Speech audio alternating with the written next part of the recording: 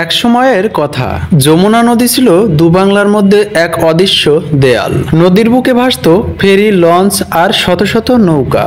সকালবেলা কুয়াশা ভেদ করে সবাই যেত বাজারে। শিশুদের বইয়ের বেগ ভিজে যেত নদীর ছিটায়, আর অসুস্থ মানুষগুলো নদী পার হওয়ার জন্য ব্যাকুল হয়ে পড়তো। বর্ষায় নদীর স্রোত হতো খুবই ভয়ঙ্কর। অনেক সময় ফেরিগুলো মাঝপথে দাঁড়িয়ে থাকতো। গন্তব্য কেবল ধৈর্যের পরীক্ষা। তারপরে সময়গুলো বদলে গেল। 1998 সালে দাঁড়িয়ে গেল এক আকাশ ছোঁয়া স্বপ্ন, যা যমুনা বহুমুখী সেতু। ইস্পাত, কংক্রিট আর মানুষের পরিশ্রমের ফলে গড়ে উঠল এমন এক পথ যা দুই তীরকে করলো একাকার। উত্তরবঙ্গ থেকে ঢাকার যাত্রা হলো সহজ, সময় হলো কম। কৃষকের ধান আর ব্যবসায়িকের পুণ্য, শিক্ষার্থীর স্বপ্ন দ্রুত ছুতে লাগলো এই সেতুর উপর দিয়ে। আজ সেতুর উপরে গতি, আলো আর জীবনের গল্প।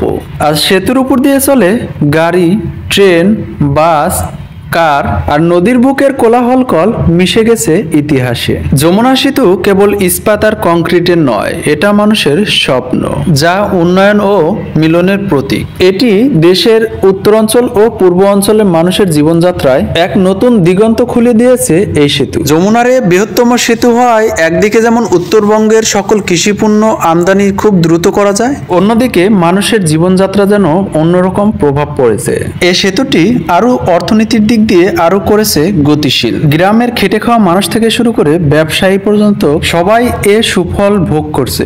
একই সঙ্গে সেতুর উপর দিয়ে বয়ে চলা অনবরত গাড়ি আর নিচে বয়ে চলা শান্ত নদী এক অন্যরকম প্রাকৃতিক সৌন্দর্য সৃষ্টি করেছে, যা দেশ বিদেশের সকল পর্যটকদের কাছেও আকর্ষণীয় করে তোলে। দেশে আরো বৃহত্তম একটি সেতু হয়েছে পদ্মা সেতু। এভাবেই আমরা চাই আমাদের বাংলাদেশে মাতৃভূমিতে আস্তে আস্তে এই উন্নতির ছায়া পড়ুক আমাদের সফল। তো বন্ধুরা, আজকে যমুনা সেতুর এই ইতিহাসটি জেনে আপনার কেমন লেগেছে অবশ্যই কমেন্টে বলবেন। আর এরকম নতুন নতুন ভিডিও পেতে আমাদের পেজে একটা ফলো দিয়ে পাশে থাকুন।